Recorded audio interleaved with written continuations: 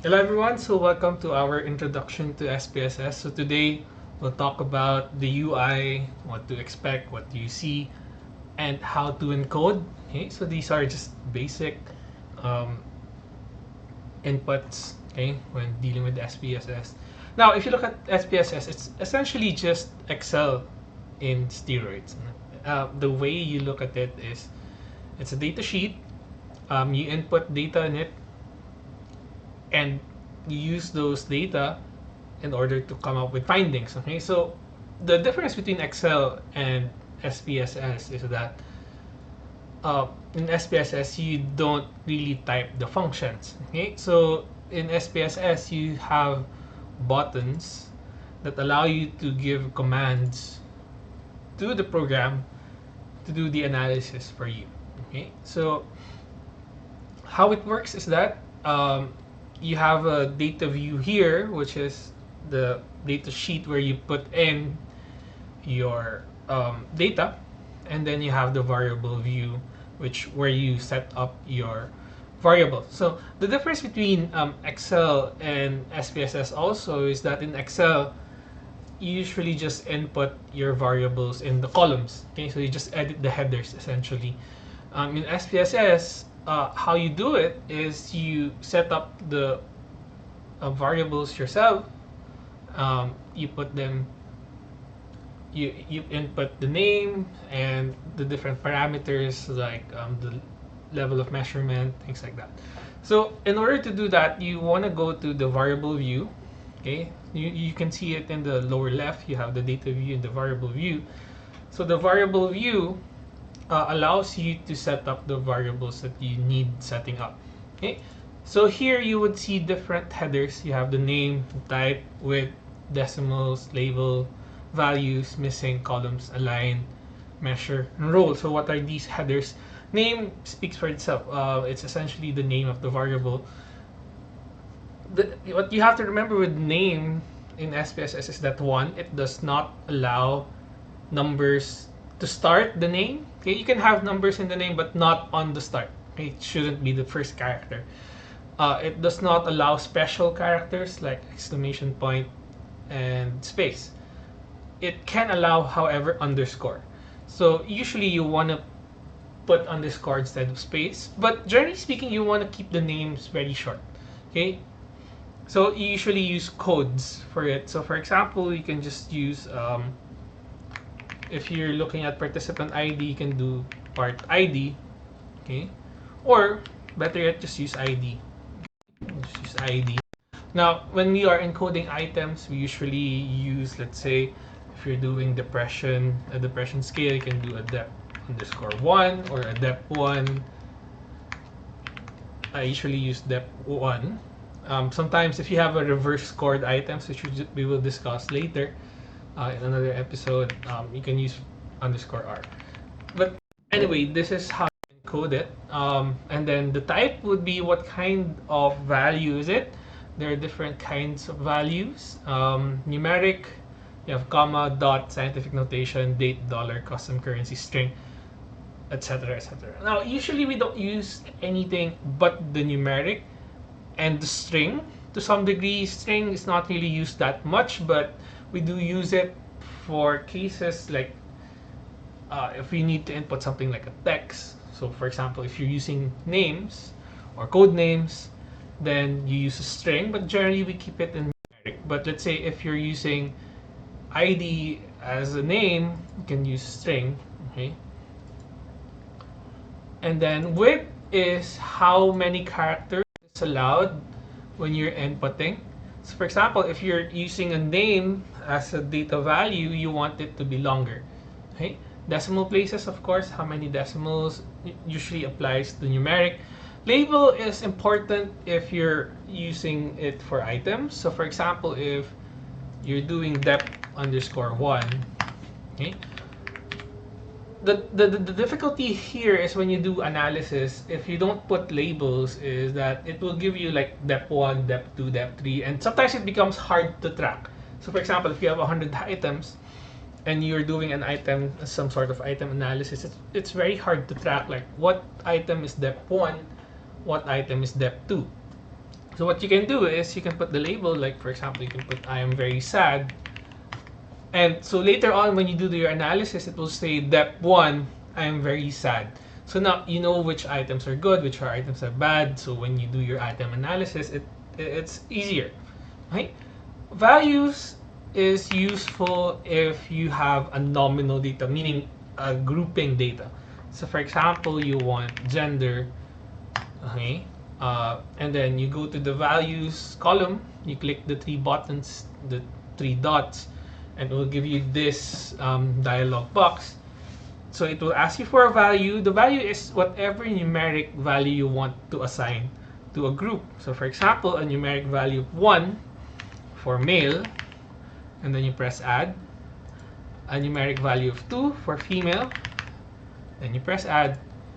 And then a numeric value of 3 for non-binary, okay, and then you press add. So now you have these three values. So what's the purpose of this? The purpose of this is so that when you encode your data, you don't need to write male, female, or non-binary. You can just put, let's say, 1. You can click this button here, the A and 1. It will give you male, 3, not 3 is non-binary. Okay, and then missing, you don't really change it. Columns, don't really change it. Align, don't really change it. Measure is important in that it dictates the level of measurement. Now, generally speaking, it doesn't really affect your analysis, but it's better to keep track of it.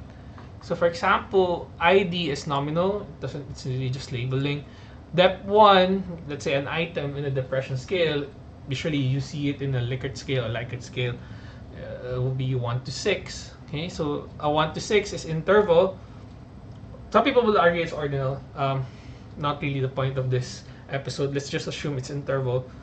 In SPSS, the ratio and the interval levels of measurement are conflated into one, which is scale. And then gender, since it's grouping, is nominal.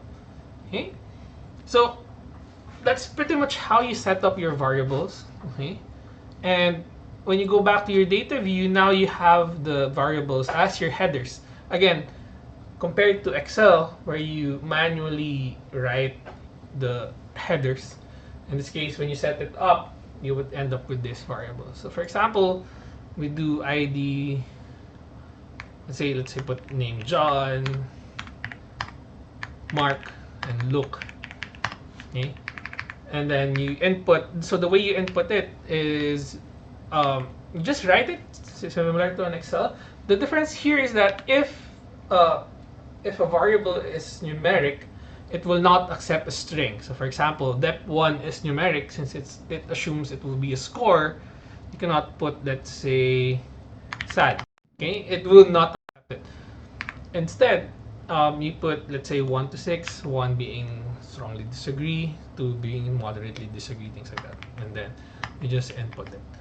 Okay, now what you want to remember also with SPSS is that it is compatible with Excel, and that you can copy paste data from Excel to SPSS as if it's another Excel file.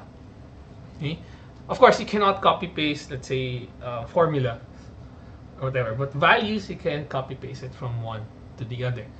Now if you are copy pasting, let's say, a value, let's say gender, you don't want to copy paste male, female, non-binary. What you want to copy would be 1, 2, or 3. Okay? And then it will just automatically convert it to male, female, but by non-binary. Okay, so that's really how it works in terms of inputting your data. Now, if you look here above, you have several headers, okay, tabs, for example. We usually use data, transform, and analyze. Okay, analyze more than anything. So let's just go through what these three headers are. Data is really whenever you want to manipulate a certain part of the data set. So for example, you want to split it, or you want to merge files, or you want to filter cases. Okay, so for example, let's say in medical research, very important, let's say you want to filter out certain participants that have a particular characteristic or diagnosis, then you can filter the data set. Or let's say when you're doing when you're doing factor analysis. So let's say you gathered 1,000 data points. You cannot really do it again. So what you can do is you can split the data so that half will be used for exploratory factor analysis, and then the other half would be used for confirmatory factor analysis. So you can split the file here. The transform is when you want to work within the data set. So for example, you want to compute a new variable. So let's say you have a questionnaire, okay, 10 items of depression, and you want to add the scores of those 10 items. So you have a depression score. Then you use the compute variable under the transform heading. Okay, or let's say you want a reverse score. Reverse scoring means that, for example, you're measuring depression, and one of the items is measuring happiness. So what you can do is what you have to do, not really can do, but you have to reverse score it, such that let's say if it's a 1 to 6, the 6 becomes 1, the 1 becomes 6, 5 becomes 2, and 2 becomes 5, so on and so forth. The goal is you are shifting, you're flipping the scoring so that you are reversing the measurement, because the item is measuring happiness, not depression. So by flipping it, now you are adding to the depression scale. Okay, so those are the things that we do here in transform. And then for analyze, which is pretty much everything that we need to use, are here. Let's, for example, descriptive stats, comparing means, let's say independent samples t-test. You have the ANOVAs here in general linear model. You have correlation, regression. So when it's time to analyze your data set, it is under the Analyze tab. And this tab is generally foolproof. It lists whatever you need. For example, you want to do descriptives, then you'll find it in descriptives. If you want to do correlation, then you'll find it in the correlation. Okay, sometimes it gets confusing. Like for example, oh, I know what correlation is, but I don't know what kind of correlation we use. So that's something that we'll discuss in the future. But for now, what you have to remember is that it can get overwhelming, SPSS, but it's generally foolproof. It's not really that hard to navigate as long as you take a deep breath and you go through it one by one. Don't panic. Okay, you'll find what you need, and don't worry if you ever make a mistake in choosing what to analyze. It won't really break your computer whatsoever. Okay. Anyway, so that's the UI and how to encode. Thank you very much. I'll see you in the next one.